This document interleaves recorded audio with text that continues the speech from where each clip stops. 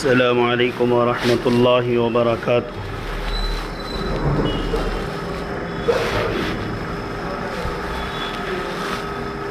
الحمد للہ نحمده ونستعینه ونستغفره ونؤمن به ونتوکل علیہ ونعوذ باللہ من شرور انفسنا ومن سیئات اعمالنا من يهده الله فلا مضل له ومن يضلله فلا هادي له ونشهد أن لا إله إلا الله وحده لا شريك له ونشهد أن سيدنا وسندنا ومولانا محمدا عبده ورسوله أرسله بالحق بشيرا ونذيرا بين يدي الساعة وداعيا إلى الله بإذنه سراجا منيرا وسلم تسليما كثيرا كثيرا كثيرا أما بعد فأعوذ بالله من الشيطان الرجيم بسم الله الرحمن الرحيم وإذ بوأنا لإبراهيم مكان البيت ألا تشرك بي شيئا وطهر بيتي للطائفين والقائمين والركع السجود وأذن في الناس بالحج يأتوك رجالا وعلى كل ضامر يأتين من كل فج عميق ليشهدوا منافع لهم ويذكروا اسم الله في أيام معلومات وقال عز وجل لن ينال الله لحومها ولا دماؤها ولكن يناله التقوى منكم ولتكبروا الله على ما هداكم وبشر المحسنين وقال عز وجل فصل لربك وانحر قال النبي صلى الله عليه وسلم من وجد ساعة فلم يضحي فلا يقربن مصلانا رواه ابن ماجه أو كما قال عليه الصلوات والتسليمات بارك الله لنا ولكم في القرآن العظيم ونفعنا وإياكم بالآيات والذكر الحكيم إنه تعالى جواد كريم ملك بر تواب رحیم۔ محترم عزیز سامعین کرام، نوجوانوں، دینی بھائیوں، ہم اللہ تبارک و تعالیٰ کا لاکھ لاکھ شکر ادا کریں کہ دربار خداوندی میں پھر سے حاضری کی سعادت نصیب ہوئی، اور یہ ایام مقرب ایام ہیں۔ اللہ تبارک و تعالیٰ نے ان ایام کی قسمیں کھائی ہیں، وَلَيَالٍ عَشْرٍ، 10 راتیں جن کے بارے میں اللہ تبارک و تعالیٰ نے قسم کھائی ہے، یہ مبارک راتیں ہیں۔ 1 ذی الحجہ سے لے کر 10 ذی الحجہ تک فضیلتیں ہیں۔ کتب احادیث میں لکھا ہوا ہے کہ اس میں جو بھی عبادتیں کی جاتی ہیں اس کے درجات بلند ہوتے ہیں اور نیکیاں زیادہ ملتی ہیں۔ ایک اور حدیث میں ہے کہ اس میں ہر دن کا اگر روزہ رکھ بھی لیا جائے تو 1 سال کے پورے گناہ پچھلے معاف ہو جاتے ہیں۔ اور اس میں ایک دن ہے عرفہ۔ عرفہ کے معنی یہ ہے کہ رب کو پہچاننے کا دن، اور حاجی صاحب حج میں ہوتے ہیں تو عرفہ کے دن عرفہ کے میدان میں ہونا نہایت ضروری ہے۔ اگر حاجی عرفہ میں نہیں پہنچتا ہے تو اس کا حج ہی ادا نہیں ہوتا ہے۔ عرفہ کیوں کہا گیا؟ حضرت ابراہیم علیہ السلام کو جبرائیل امین علیہ السلام نے مقامات خمسہ جہاں حج کے ارکان ادا ہوتے ہیں ان کو دکھلاتے گئے تو فرمایا یہ عرفہ ہے۔ حضرت ابراہیم علیہ السلام نے کہا عرف تو میں پہچان گیا۔ یہ مزدلفہ ہے۔ حضرت ابراہیم علیہ السلام کو جبرائیل امین نے رہنمائی فرمائی۔ حضرت ابراہیم علیہ السلام نے کہا عرف تو میں پہچان گیا۔ پھر کہا کہ یہ منحر ہے، یعنی یہ مینا ہے، یہاں قربانی ذبح کرنے کی جگہ ہیں، تو آپ نے کہا کہ میں پہچان گیا۔ پھر فرمایا کہ یہ بڑا شیطان ہے، یہ درمیانی شیطان ہے، یہ چھوٹا شیطان ہے، تو آپ نے کہا کہ میں پہچان گیا۔ تو اسی لیے آخری دن جو ہوتا ہے درمیانہ دن عرفہ کا دن ہوتا ہے، اور حاجی کا حج طواف زیارت سے ختم ہو جاتا ہے۔ اور دراصل ایک تو حجاج اکرام کے ساتھ قربانی ہوتی ہے، وہ اپنے جانور کو لے کر جاتے ہیں یا وہاں جا کر ذبح کرتے ہیں۔ دوسری قربانی پوری امت کے لیے ہے، پوری امت جانوروں کی قربانی دے رہی ہے۔ یہ قربانی دینے کی فضیلت معمولی نہیں ہے۔ حدیث میں آتا ہے سمنوا وحایاکم، تم اپنے جانوروں کو کھلا پلا کر موٹا تگڑا کرو، بنایا کرو۔ فَإِنَّهُ عَلَى الصِّرَاطِ مَطَايَاكُمْ، وہ تمہیں کل پل صراط پر تمہارے سواری بنیں گے، تم ان کے سوار ہوگے، وہ تمہاری سواری ہوں گے۔ سواری مضبوط ہو، طاقتور ہو تو سوار کو بہت جلد تیز رفتار میں لے جا سکتی ہے۔ سواری کمزور ہو، سوار اگرچہ مضبوط ہو تو بھی سواری کمزور ہونا آدمی کو نقصان دیتا ہے۔ حضرات صحابہ رضی اللہ عنہم اجمعین نے اللہ کے نبی صلی اللہ علیہ وسلم سے دریافت فرمایا ما هذه الاضاحی یا رسول اللہ، یہ قربانیاں کیا ہیں میرے آقا؟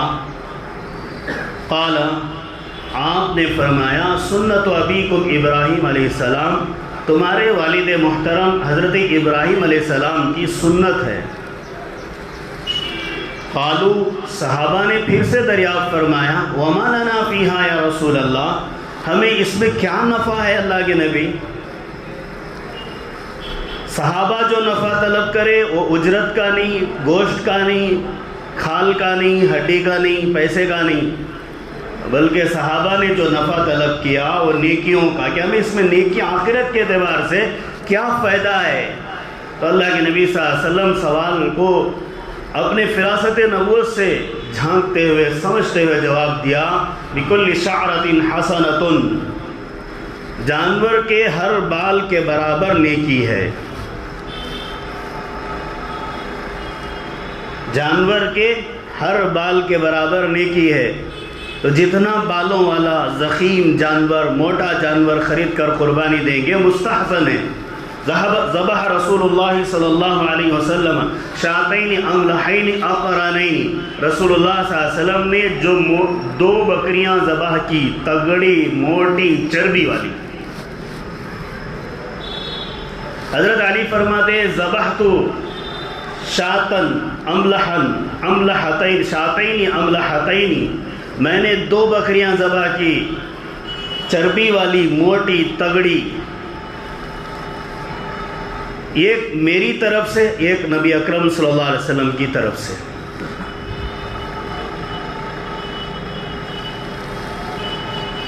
یہ عمل محبوب کا عمل ہے، عاشق کا عمل ہے، معشوق کے دربار میں پیش کیا گیا ہے۔ عاشق کون؟ حضرت ابراہیم علیہ السلام۔ معشوق کون؟ اللہ۔ جو عمل پیش کیا گیا اس میں مذبح خانے میں موجود کون تھے؟ حضرت اسماعیل علیہ السلام۔ حضرت اسماعیل علیہ السلام مذبح خانے میں ذبح کے لیے تیار، ستجدنی انشاءاللہ من الصابرین، اے ابراہیم علیہ السلام آپ میرے والد محترم ہیں، ابا جان آپ کر دیں مجھے ذبح، میں صبر کر کے اللہ کے راستے میں قربان ہونے تیار ہوں۔ یا ابت افعل ما تؤمر، اللہ نے جو حکم دیا وہ کیجئے جناب۔ میں تیار ہوں، بس میں تیار ہوں۔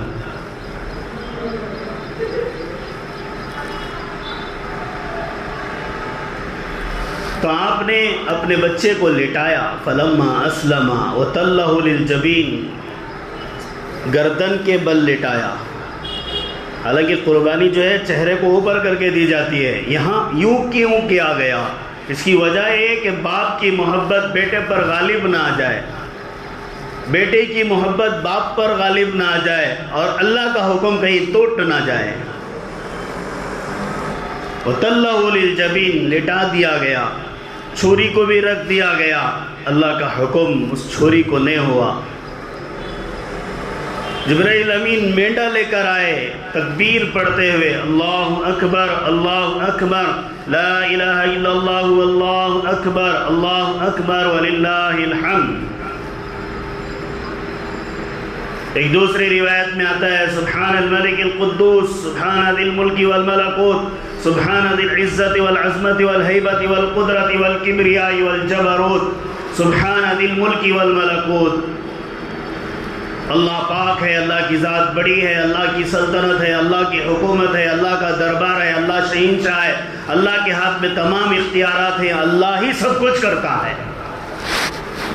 یہ کلمات کہتے ہوئے آئے تو اس کا مفہوم یہ نکلا کہ تمہاری چھری میں طاقت دینے والا اللہ، تمہارے بچے کی گردن پر قدرت دینے، چھری کو قدرت دینے والا اللہ، اگر اس نے نہیں دیا تو دیکھو دوسرا اس کے بدلے میں پیش کیا ہے۔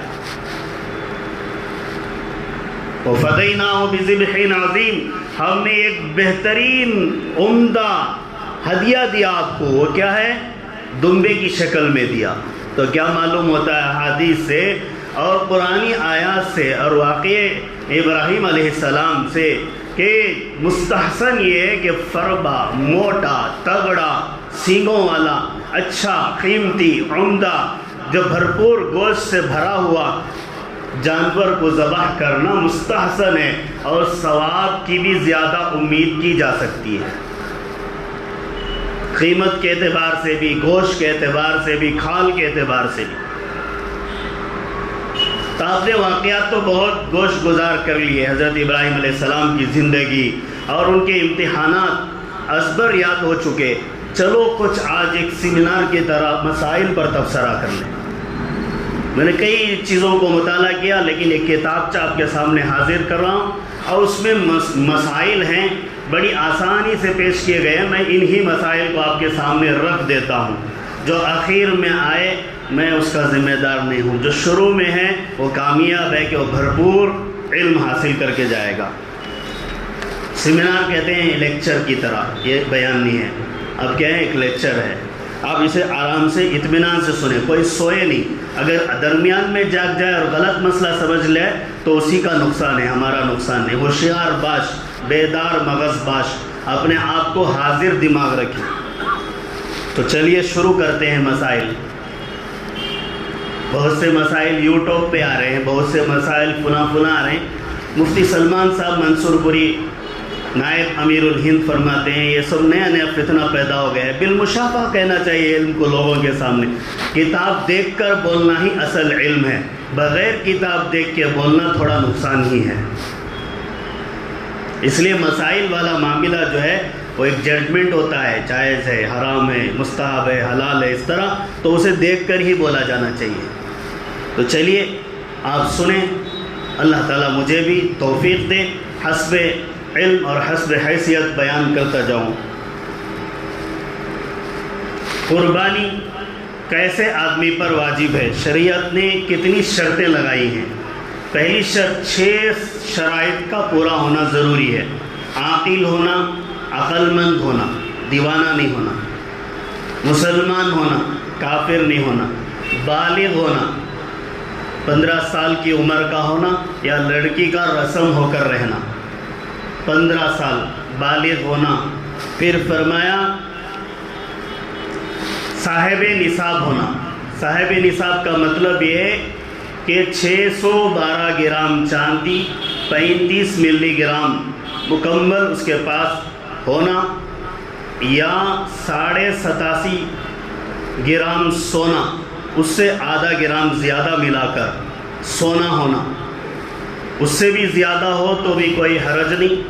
اس کے بیچ میں یہ ہے کہ سونے اور چاندی کا جو نصاب بتایا گیا ہے اس کے برابر کی مقدار میں مال ہونا، تجارت کا مال ہونا یا زائد بینک بیلنس رہنا، تو حساب مختلف ہو جاتے ہیں۔ روزانہ سونے کے اور چاندی کے دام بڑھتے گھٹتے ہیں۔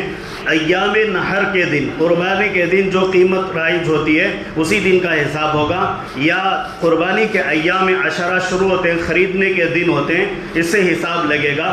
80 روپے فی تولہ چاندی ہے، 60,000 روپے تقریباً ملکیت بنتی ہے۔ میرا ایک تخمینہ ہے، تخمینہ کہتے ہیں اندازہ۔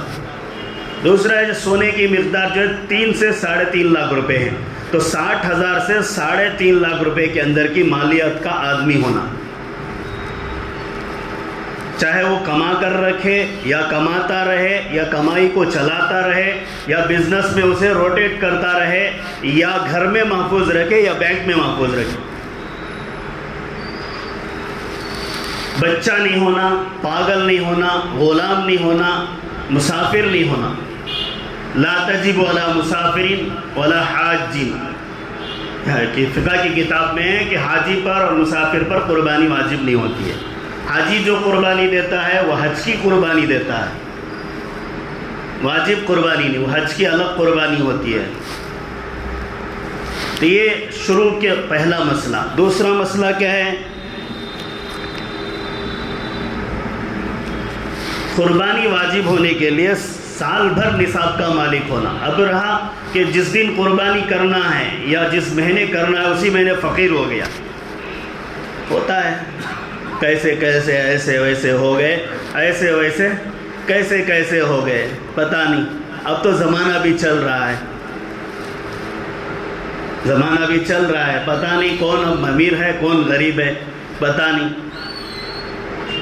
اللہ حفاظت کرے۔ اور حاجات اصلیہ سے زائد جو سامان ہیں، بہت سے لوگ fridge, T V, tape record, mobile کو حاجات اصلیہ میں شامل کرتے ہیں۔ جدید فتاویٰ یہ دیے گئے ہیں کہ ضرورت سے زائد سامان میں نہیں بلکہ اس کا بھی بھنڈوال لگانا۔ 20,000 کا موبائل ہے، 40,000 کی ٹی وی ہے، 10,000 کا فریج ہے تو 60,000 روپے ہو گئے، اسے بھی قربانی واجب۔ کیوں؟ یہ گناہ کے آلات ہیں بعض، اس میں فریج تو نہیں ہے، بعض اس میں کیا ہے گناہ کے آلات ہیں، اور معصیت پر خرچ کرنا حرام ہے۔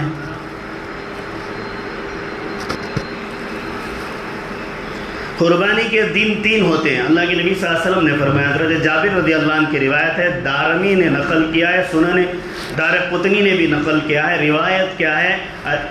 الاضحیٰ یومانی بعدہ، یعنی قربانی 3 دن ہیں، ایک عید کا دن، اس کے بعد کے 2 دن، 3 دن کی قربانی ہے۔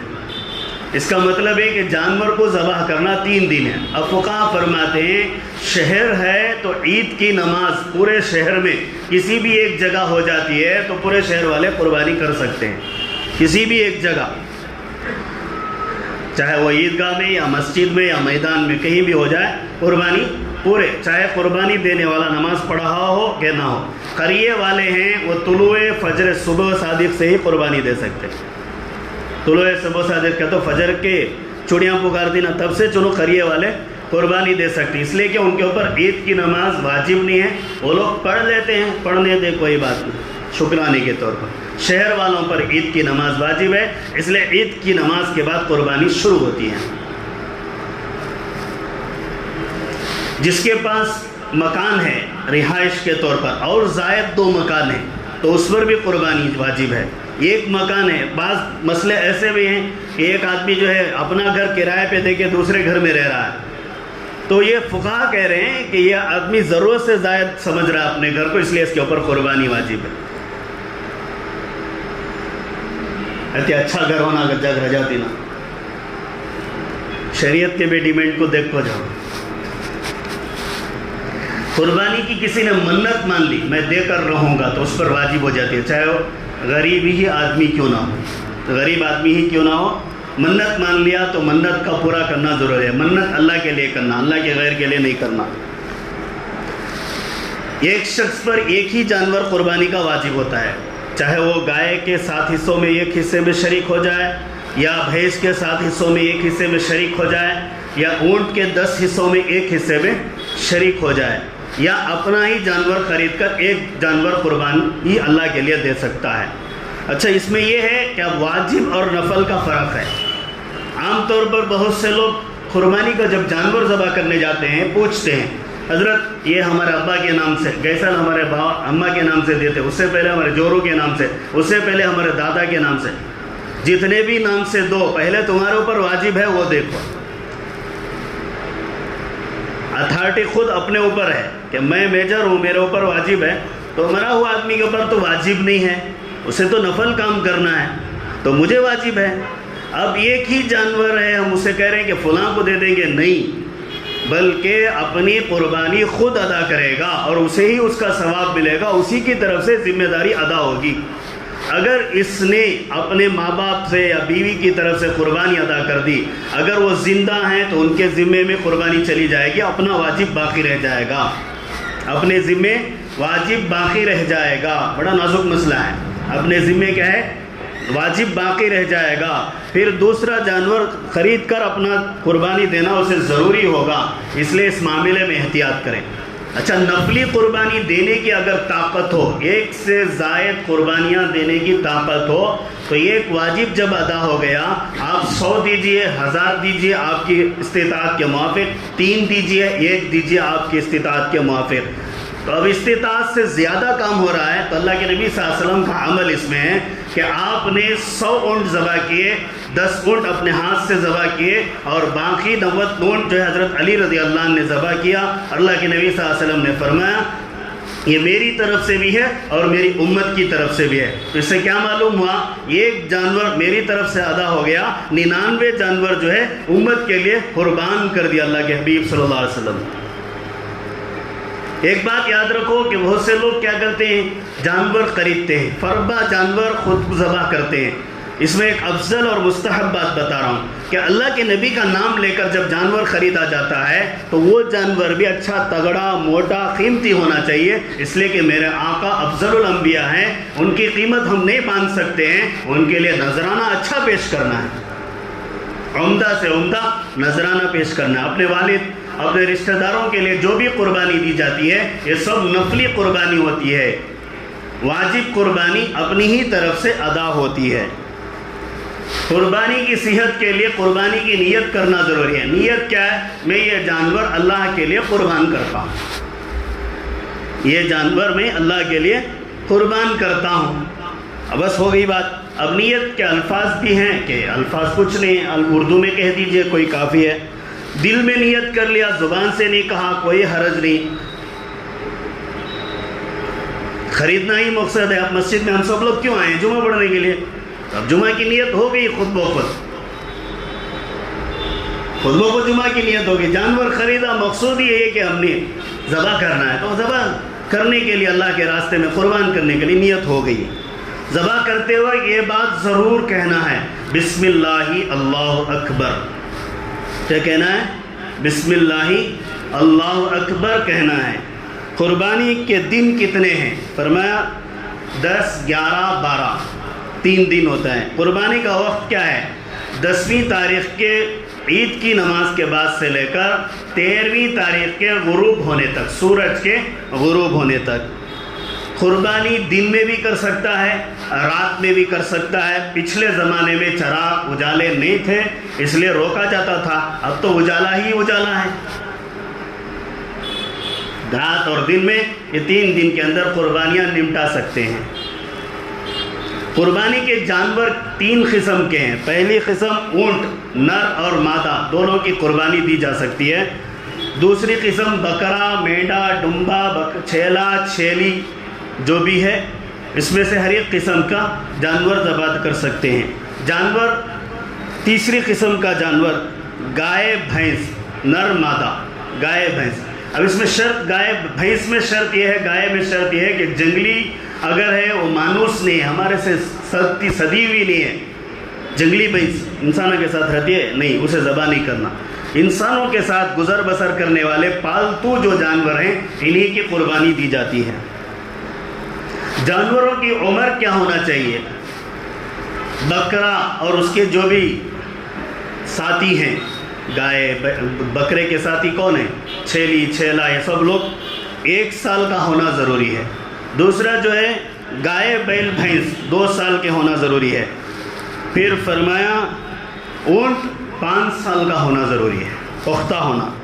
اس سے کم کے جانوروں کی قربانی دینا جائز نہیں، البتہ وہ پوٹلا جو 6 ماہ کا ہے یا 8 ماہ کا ہے یا 9 ماہ کا ہے، دوڑانے سے یا کھا پی کر تگڑا ہے، دکھنے میں سال کا لگتا ہے تو دے سکتے ہیں۔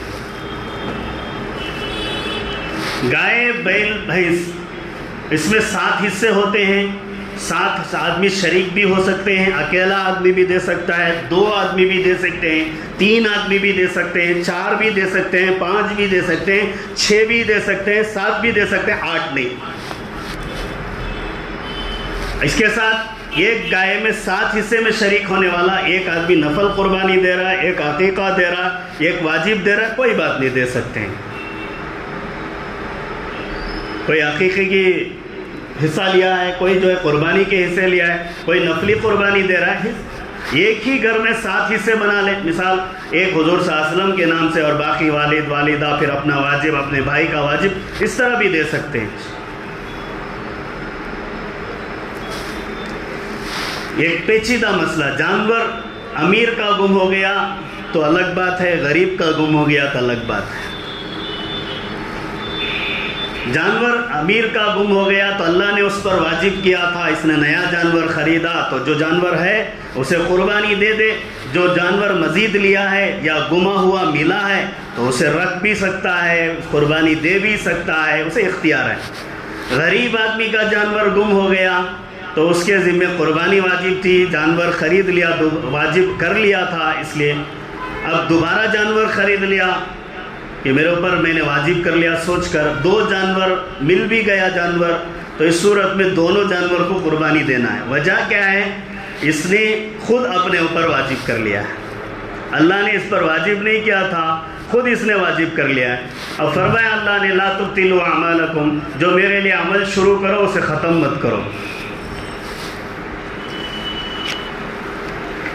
کیسے جانوروں کی قربانی نہیں دینا؟ بہت سے آدمی یہ پوچھتے ہیں، کیسا اچھا دینا وہ نہیں پوچھتے، کیسا نہیں دینا وہ پوچھتے۔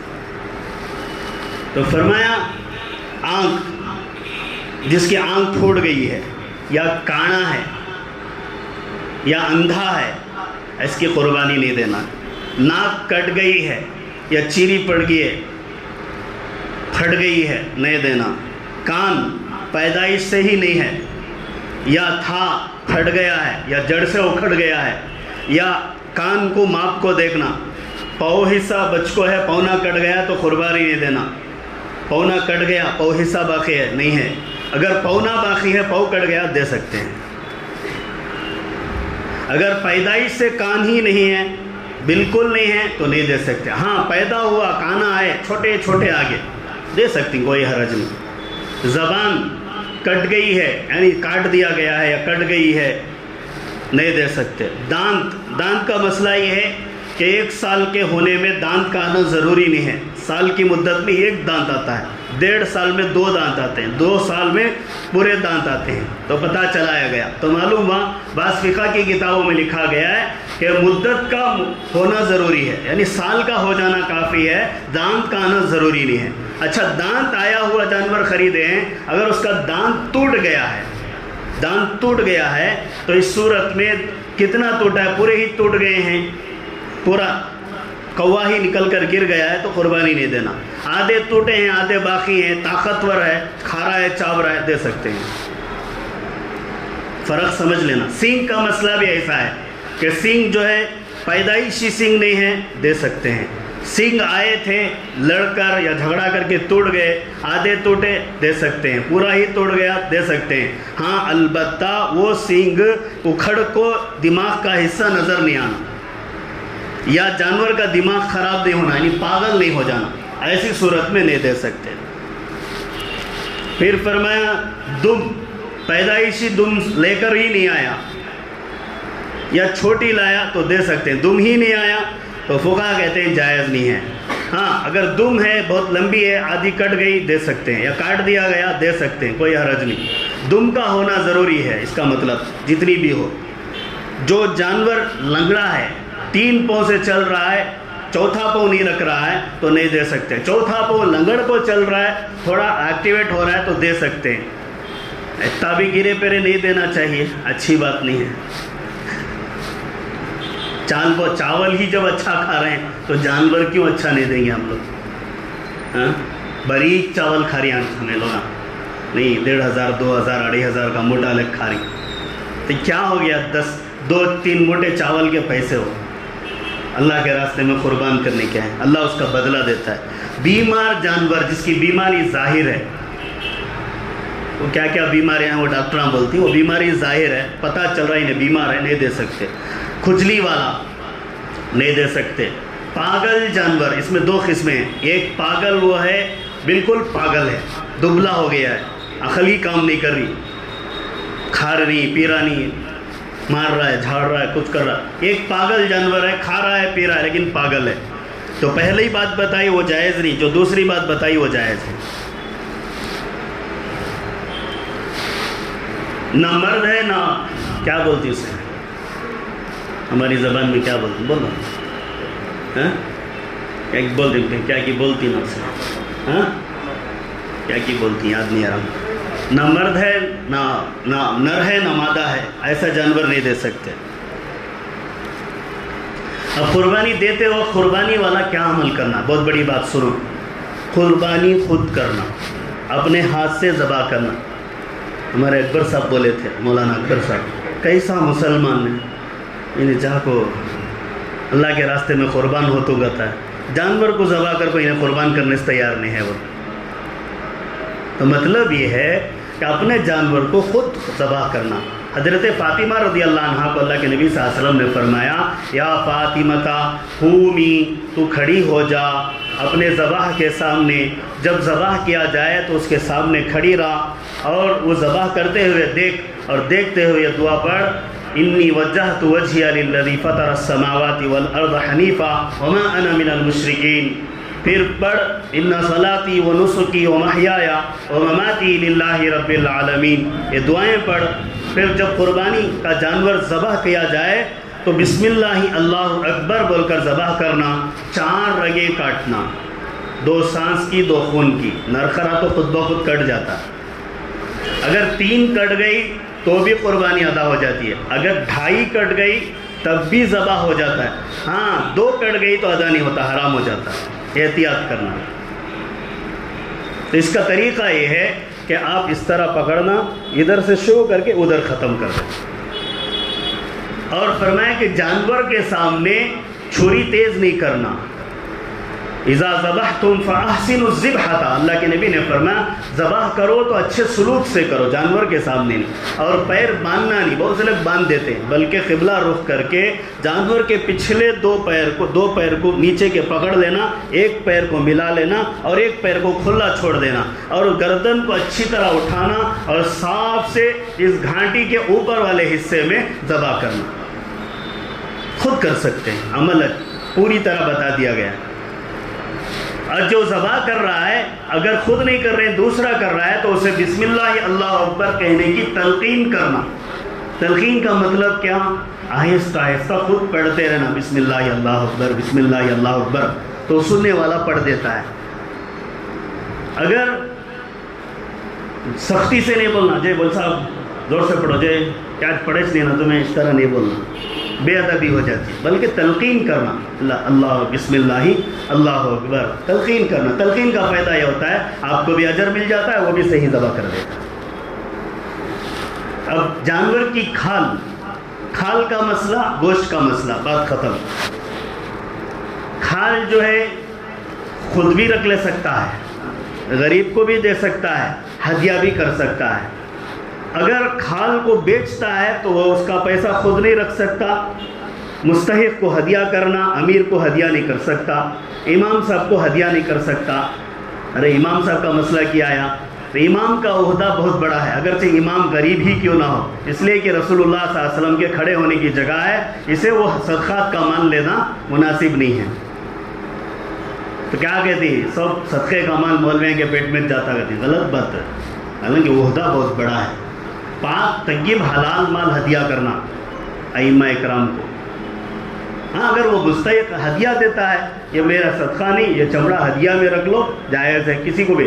اور رہی بات اب مصارف خیر ہیں، یتیم ہیں، مسکین ہیں، غریب ہیں، فقراء ہیں، اسکول میں پڑھنے والے بچے ہیں، مدرسے میں پڑھنے والے بچے ہیں، محتاج ہیں، ان کی طرف اس کے مال کو خرچ کرنا زیادہ ثواب رکھتا ہے، زیادہ ثواب رکھتا ہے. اب چونکہ مدارس بند ہو چکے ہیں، لوگوں کو خیال ہے کہ اب مدرسے کھلتے نہیں، استغفر اللہ 1000 بار نہیں 1,00,000 بار پڑھو. اگر مدرسے بند ہو گئے تو ہمارا دین ہمارے دلوں سے چلے جاتا ہے. سو مولویاں مر جاتی پھر دین زندہ نہیں ہوتا.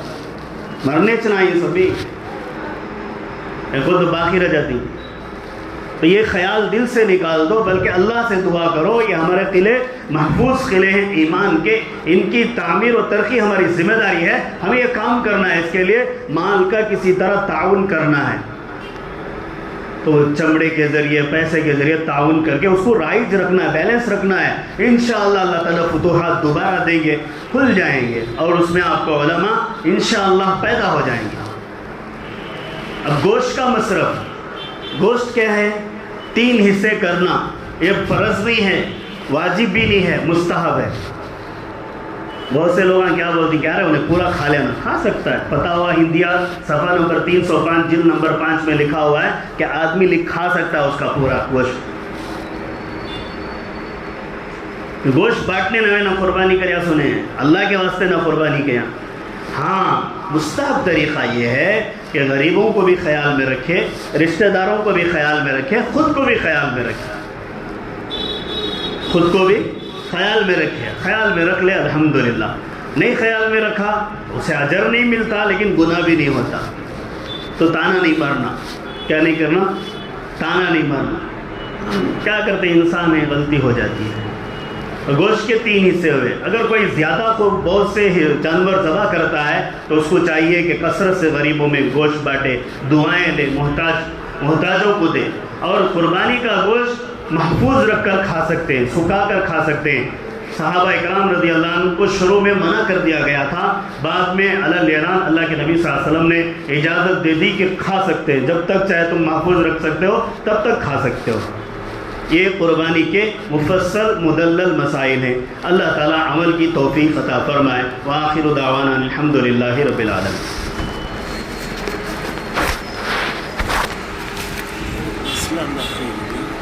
جی